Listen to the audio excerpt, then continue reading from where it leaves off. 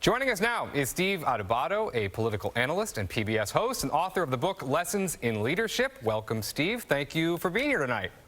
It's great to be with you. All right, let's start with this. You live in New Jersey. You follow politics. I know you saw the polls. You saw Phil Murphy was ahead. The race isn't called yet. He's doing, slightly better. He could eke out a win here. But how surprised are you at how close this was?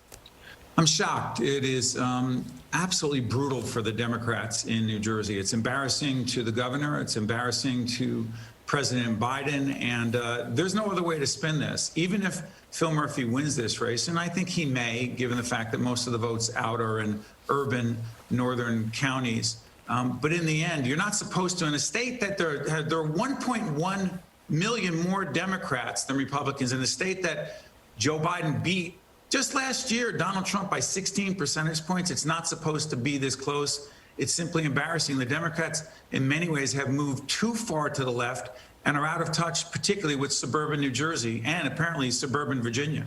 I want to come back to why you think this happened, why you think Virginia happened, but I want to ask you first, do you think that a recount could happen here in New Jersey? A recount. I would be shocked if there were not a recount. And there should be.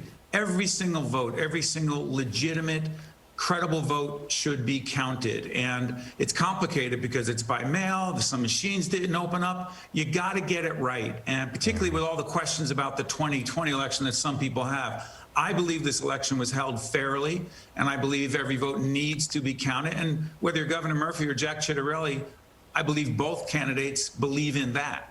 Okay, let's talk big picture. With New Jersey being as close as it is, Virginia, a state that went for Joe Biden by a margin of 10 points last year, now going to the GOP. We had several races on Long Island where Democrats who were supposed to win ended up losing.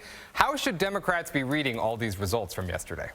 Well, first of all, it's embarrassing that the Democrats can't get done what they said they were going to get done. One of the reasons many people voted for Joe Biden was he said, we'll get things done. The Democrats will work together. And the Build Back Better thing is stuck in Congress.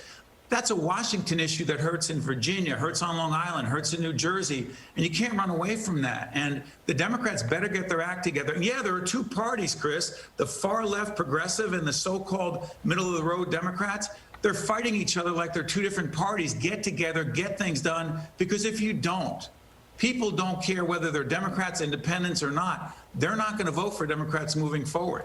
I just have a few seconds left, but I want to ask you, do you think voters in these two states voted more against Joe Biden or for these two candidates that were running? I think both. I think Jack Ciattarelli ran a good campaign. I think that Phil Murphy, a good, decent person in difficult times with COVID, made the best decisions possible. But because Washington is a mess with the Democrats in charge and the Democrats are fighting with the left, as I said, they missed suburban New Jersey and suburban Virginia, and they've got to get those voters in order to win these races. All right. Steve Adubato, we appreciate you being here tonight. Thank you very much. My pleasure, Chris.